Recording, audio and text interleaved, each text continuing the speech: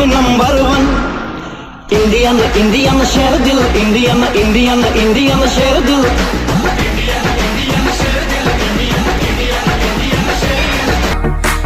Feeling proud Indian army, जंग के मैदान में कदे ना हारते। साले पीठ पाछे वार कायरा का काम से, हम गोली सीधी माथे के बचाले मारते। टेक टाइम काढ़वे में यार को ना टल दे। कड़वी सच्चाई अग्निपथ के अंदर वो प्यार नहीं रहेगा जो हम लोगों को है। अग्निपथ 4 साल के लिए आएगा और वो बोलेगा जी मैं तो चला जाऊंगा, मैं तो 4 साल के लिए हूँ, 1 साल छुट्टी हो जाएगी, 3 साल। मैं तो इस चीज़ को मानता हूँ। क्यों मानता हूँ? क्योंकि आज जो हमारे अंदर अपनापन, आप दिनेश जी का उदाहरण लीजिए जी, यहाँ जो महानुभाव बैठे हुए हैं, दोनों कर्नल साहब बैठे हैं, उनका बताइए आज हमारा अपनापन क्या है। क्योंकि हमने 20 साल 15 साल साथ में गुजारे हैं। वो 4 साल के लिए बंदा आएगा, वो सोचेगा मैंने क्या मतलब है भाई। देश के अंदर टेम्परेरी आदमी नहीं चाहिए, सेना के अंदर वो जुझारू बंदे चाहिए जो देश के लिए मर मिटने के, इस तिरंगे के लिए अपना खून तक कटवाने, गर्दन तक कटवाने के लिए तैयार रहते हैं। वो बंदे चाहिए हम लोगों को। आज बंदे वॉलंटियर आएंगे, मैं आपकी बात से बिल्कुल सहमत हूँ, मगर उनके अंदर वो आत्मविश्वास कौन लेके आएगा? वो तो दिमाग में उनको तो पहले घुस गई ना कि यार मैंने तो 1 साल छुट्टी है, 3 साल किस तरह गुजार देना है। और मेरी तो बहुत से बंदों की तो शादी रुकी हुई है। बहुत से बंदे तो इसलिए भर्ती होना चाहते हैं कि भैया वर्दी मिल गई तो छोकरी मिल जाएगी हमको। तो ऐसे बात नहीं है। उनका रोजगार आप खुद देखिए ना, 4 साल बाद आप कहाँ पर रोजगार दोगे? आज मैं आपको क्यों बताना चाहता हूँ, एक सेकंड दिनेश जी, कि आज एक सैनिक, हमारे अधिकारियों को पता है, कक्कड़ साहब को भी और सर को भी, आज एक सैनिक या अधिकारी तोप बनाता है, टैंक बनाता है, एयरक्राफ्ट बनाता है। वही अगर सैनिक रिटायरमेंट होकर आ जाता है तो आपके सिक्योरिटी गार्ड रहता है 10,000 12,000 रुपये में। क्या वैल्यू दे रहे हो आप? कड़वी सच्चाई से जागिए आप। कौन सलूट करता है? कोई भी गवर्नमेंट आ जाए। मैं आपके सामने जिला जगता उदाहरण हूँ। आप किसी महानुभाव को बता दिए, विक्रम आज 21 परमवीर चक्र हैं देश के अंदर, 3 जिंदा हैं। कहीं आपने देखा किसी एयरपोर्ट का नाम, कहीं स्कूल का नाम देखा कि किसी परमवीर के नाम से है? कौन आवाज उठाएगा? आज देखिए आप हर किसी को राज्यसभा सांसद बना रहे हो, 3 परमवीर चक्र। क्यों फौज को क्यों नहीं दे रहे आप लोग ये चीज़ें? फौजी आदमियों को जो जिंदा है उनको क्यों नहीं सांसद बना रहे आप लोग, ताकि देश का भला होगा।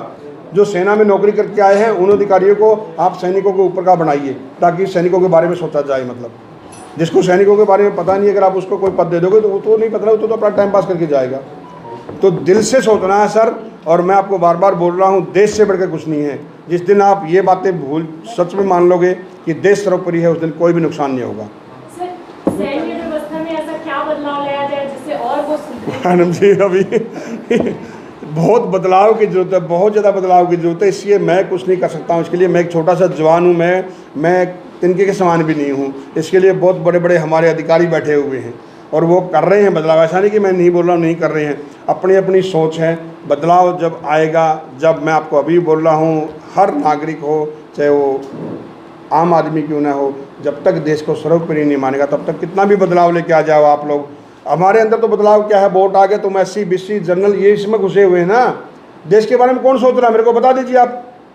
आपके पास में कौन देश के बारे में सोच रहा है? कोई आपको बोलता है कि हमारा भारत है? नहीं भाई, तुम कौन बिरादरी हो, तुम क्या हो? इससे जब तक, इस दलदल से जब तक नहीं निकलोगे ना, तब तक देश का उद्धार नहीं हो सकता। और ये इसको दलदल में उलझाने वाले, चाहे वो बड़ा नेता हो या छोटा हो, वो अपना पेट भरते हैं। आप बताइए, कोई किसी की फैसिलिटी कम हुआ? आज हर चीज़ के ऊपर अटक जाती है, उस विभाग का कम कर दो। कभी आपने सुना कि ये नेता लोगों की ये 5 पास मिलते हैं, इनको 4 कर दिए जाए? कभी आपने हुआ आज तक? ना कोई करेगा और ना करना चाहता है। अपना पेट कोई नहीं काटना चाहता, दूसरे का पेट हमेशा काटना चाहते हैं।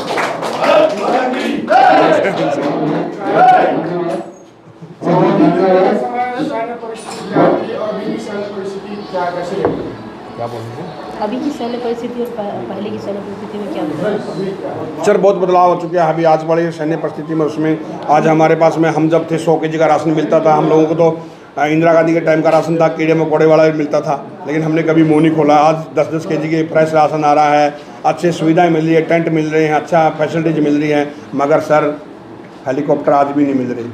हेलीकॉप्टर जिन नेताओं को ही मिलते हैं। आज देखिए, आज आपने देखा ना, आपने पिछली बार महाराष्ट्र के अंदर कितने हेलीकॉप्टर घूम रहे थे। आप लोगों ने, मीडिया वालों ने बिल्कुल सवाल नहीं उठाया कि सर वहाँ जाए जवानों के लिए, सैनिकों को कितने साधु जाती, कभी हेलीकॉप्टर नहीं मिलते। और यहाँ पर कोई पूछता ही नहीं है कितने से हेलीकॉप्टर चार्टर प्लेन चल रहे हैं। आप लोग ये मुद्दा उठाइए सर, हमारे से मत पूछिए ये बात। आप लोगों सबको पता है, और आप लोग उठाइए कि आप लोग इतना खर्चा कर रहे हो, आप कहाँ से आ रहा है, किसका पैसा बर्बाद जा रहा है। यही सैन्य के ऊपर होना चाहिए। फैसिलिटीज़ बहुत आजकल अच्छे टेंट मिल चुके हैं, अच्छी फैसिलिटीज मिल चुकी है, अच्छा राशन मिल चुका है। और हमारी तोहफे हैं जो आजकल सब जगह बॉर्डरों के ऊपर टैंक तक लगा दिए हैं, ऐसी बात नहीं है। सेना बहुत मजबूत हुई है, सेना पहले भी मजबूत थी और आज भी मजबूत ज़्यादा हुई है, ऐसी बात नहीं है। मगर बदलाव की बहुत ज़रूरत है, बहुत ग्राउंड लेवल पर बहुत बदलाव की जरूरत है। बदलाव हुआ है ज़्यादातर तो ट्विटर, फेसबुक के ऊपर, इंस्टाग्राम पे ऊपर हुआ है। ग्राउंड में अभी पूरा युद्ध लड़ लिया था। टाइगर हिल की जब लास्ट लड़ाई चल रही थी, हमने सोचा हाथी निकल गया है, पूंछ रह गई है, हमने दिन के अंदर ही अपनी तोपों को चढ़ाना शुरू कर दिया।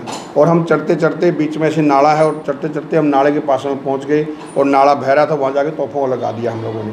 आगे रास्ता बंद हो चुका था और बिल्कुल टाइगर हिल के नीचे, हमें नहीं पता था कि बिल्कुल ऊपर ही टाइगर हिल है।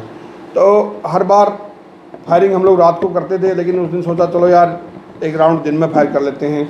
तो जैसे ही हम लोगों ने एक राउंड फायर किया, लगभग 1-1:30 बजे के आसपास का टाइम था, वहाँ से हज़ारों राउंड हमारे ऊपर फायरिंग आने लगी। हर बार आते थे, लेकिन इस बार नज़ारा कुछ अलग था, क्योंकि हम लोग एक किलेबंदी दीवार के अंदर फंस चुके थे। दाएं बाएं पूरी पहाड़ है, एक नाले के अंदर, आगे बिल्कुल बंद है, तो भागेंगे तो भागेगा, कोई बंकर नहीं, कुछ भी नहीं है। नीचे से ऑर्डर आ चुका था, जिसको जहाँ मौका मिलता छुप जाओ।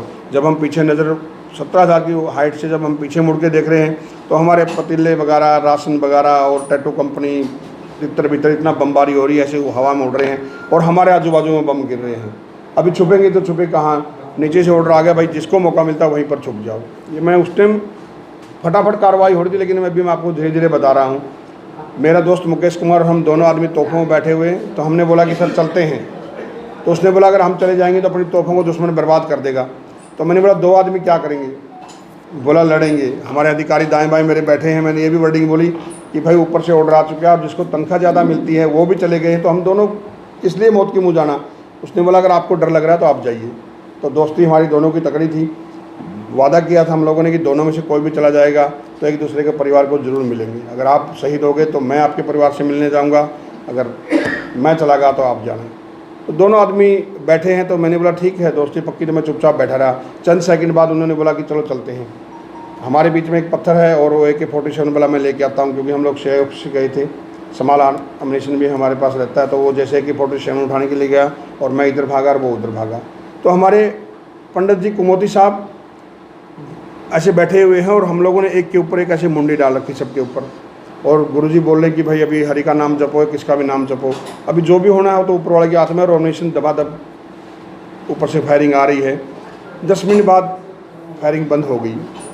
तो एक छोटे से गड्ढे के अंदर, वहाँ को बंकर नहीं था, हम लोग 90 आदमी थे, ऑक्सीजन की कमी थी और एक के ऊपर एक किसी का ना तो दम घुटा ना कुछ हुआ, सबके सब हम लोग जिंदा निकले। आज भी आश्चर्य की बात है। तो जैसे ही निकले तो 90 आदमी, आज हम सोचते हैं कि यार 90 आदमी उस खड्डे के अंदर कैसे आए। बस खाली पंडित जी ऐसे बैठे हैं और एक के ऊपर सबकी ऐसे मुंडी है। नीचे वाला भी बंदा सुरक्षित है, ऊपर वाला भी। और वहाँ सांस लेने की 17,000 हाइट के ऊपर सांस लेने की वैसे दिक्कत आ रही है। हर बार जब भी फायरिंग होती थी हम हर बार यही सोचते थे। उसके बाद में जान माल की क्या नुकसान हुआ। तो अभी जैसे ही हम लोग घरों की तरफ बढ़े तो ऐसे मांस के टुकड़े पड़े हुए, और हमारी दोनों की रिपोर्ट नीचे लग चुकी थी कि ये दोनों छुप नहीं रहे हैं। वो भी गलत बात थी, मगर जो भी है तो बाद में सोचेंगे बोले। तो हम जैसे चलने लगे तो ऐसे हमारे सामने हमारे हवलदार खेमराज राणा, तो ऐसे मांस के टुकड़े पड़े हुए। मैंने बोला सर ये मांस के टुकड़े, क्योंकि हम तो नए 5-6 साल नौकरी हमारी तो, और वो सीनियर थे। उन्होंने बोला यार ऊपर से कोई पक्षी आ गया हुआ, इतना फायर हुआ है। थोड़ा आगे गए तो थोड़ा आगे जाने के बाद फिर एक मांस का टुकड़ा मिला। फिर मैंने बोला सर ये है, और हमारे साथ में सब चल रहे थे। तो उसने बोला यार कोई गिद्ध वगैरह आ गया, इतनी फायर है, इतना कोई बड़ा पक्षी आ गया हुआ। मगर जैसे ही उसने टर्निंग मारा और उसने बोला मुकेश, और वो बैठ गए। मेरे दोस्त की यहाँ से गर्दन उड़ चुकी थी।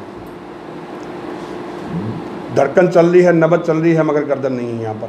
तो ये एक ट्रेजेडी थी, बहुत बड़ी ट्रेजेडी थी मतलब। और ऐसा देखते ही वो सर बैठ गए, मगर मेरा तो बिल्कुल जिगरी दोस्त था। ये कंडीशन देख करके हर आदमी को लगता है कि भले हम फौजी हैं लेकिन इंसान है। तो मैंने अपना कोट निकाला और उनको कोट को से ब्लड बंद किया। अभी धधक रहा है, लास्ट और आखिरी सांसें उन्होंने मेरे इन्हीं हाथों में लिया। उसने मुझे ये ख्वाब आया था कि काश इनकी जगह मैं क्यों नहीं गया, मतलब क्योंकि ये एक दूसरे के प्रति योगदान रहता है। एक साथी के प्रति दूसरे साथी का ये बिना निस्वार्थ के ये काम रहता है। तो बहुत एक ट्रेजरी हुई है, इतनी बड़ी ट्रेजरी कि आज भी उस कमी को पूरा नहीं कर सकते हम लोग। आज जिसका जाता है ना, आज चाहे वीरांगनाएँ बैठी हुई है, चाहे आज शहीद परिवार बैठे हुए हैं, आज जिसका गया है उनको पता है कि क्या योगदान है, क्या उसका वो है बलिदान है। मतलब उस बलिदान को ना कोई आप पूरा कर सकते हो, ना मैं पूरा कर सकता हूँ। उसके बाद मैंने बोला सर मेरे को साथ में जाना है, तो मेरे को साथ में नहीं जाने दिया, सिर्फ खाली मर्जी तक जाने दिया। वहाँ मैं उनकी पार्थिव शरीर को मर्जी तक लेके गया और वहाँ पर जो एक जवान को बोला जाता है लड़ाई में कि क्या निशान चेक करने, मैंने अपने दोस्त के निशान चेक किए, अगरबत्ती लगाया, अंतिम प्रणाम किया और वहीं पाँव पर हाथ लगा कर कसम खाई कि दोस्त तेरी शहादत का बदला हम ज़रूर लेंगे। उसके बाद वापस हम लोग टाइगर हिल पर गए और टाइगर हिल पर जाने के बाद उस दिन बिल्कुल फायरिंग नहीं हुआ, उस दिन बिल्कुल तैयारी किया। अगले तीन दिन तक हमने भारी फायर स्पोर्ट दे करके टाइगर हिल के ऊपर तिरंगा लगा करके अपने दोस्त की शहादत का बदला लिया। आज हम लोग सब बोलते रहते हैं कि भाई इतने जवानों ने शहादत दिया या इतना कुछ किया, मगर उनके बलिदानों को आज भी सब ने भुला दिया है। सिर्फ चाहे वो नेता हो अभिनेता हो, चंद सेकंड के लिए याद करते हैं कि हाँ भाई ये इतने जवान हमारे चले गए थे, भागम भाग में कोई अगरबत्ती लगा देता है, बस फ़ोटो खिंचवा लेता है, मगर रियलिटी से आज भी पूरा देश दूर है। मतलब तो मैं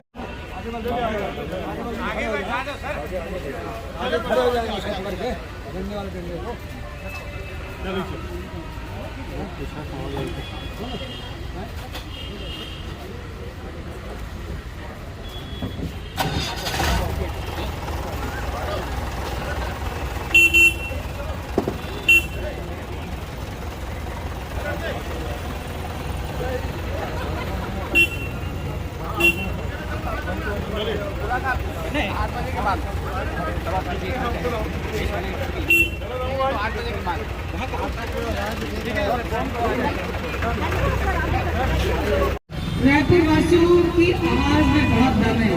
पता नहीं हम क्यों इसमें पीछे हो रहे हैं। हम अपने अस्तित्व को याद दिलाना चाहते हैं कि हम में से यदि बहुत कम मात्रा में भी कोई सैनिक होगा, लेकिन उन सैनिकों का सम्मान करने वाला हर घर है। इसलिए आवाज का जयकारा जोरदार होना चाहिए। भारत माता की, भारत माता की, वंदे वंदे इंकलाब। मैं मंच में उपस्थित आज के अति विशिष्ट अतिथि नायक दीपचंद जी का स्वागत करती हूँ। आप सबसे आग्रह करती हूँ करतल ध्वनि से नायक दीपचंद जी के स्वागत में कोई कमी न करें, तालियों को गड़गड़ाहट से सम्मान करें। मैं श्री दिनेश मिश्रा जी पूर्व सैनिक, आपका सम्मान करती हूँ। राजेश पांडे जी, श्री वीरेंद्र सिंह जी एवं जिला अध्यक्ष हरप्रीत सिंह जी, आप सभी का मैं स्वागत करती हूँ, सम्मान करती हूँ। हिमालय परिवार के संरक्षक भाई संदीप वर्मा जी, मैं आपका स्वागत करती हूँ। इसके साथ में प्रदेश हिमालय परिवार का नेतृत्व करते भाई, क्योंकि बहुत बड़ा जिगर चाहिए। जब आप कारगिल का युद्ध जीते और उसके बाद 2 ही साल हुआ था कि संसद में हमला हुआ। संसद का हमला इतना भयंकर था कि इसमें इनको काफी गंभीर चोट आई। इनके एक हाथ में बहुत गंभीर चोट आई और पैरों में चोट आई। जब इनके हाथ और पैरों में चोट आई, डॉक्टरों ने इनका इलाज करा, समस्या बहुत गंभीर।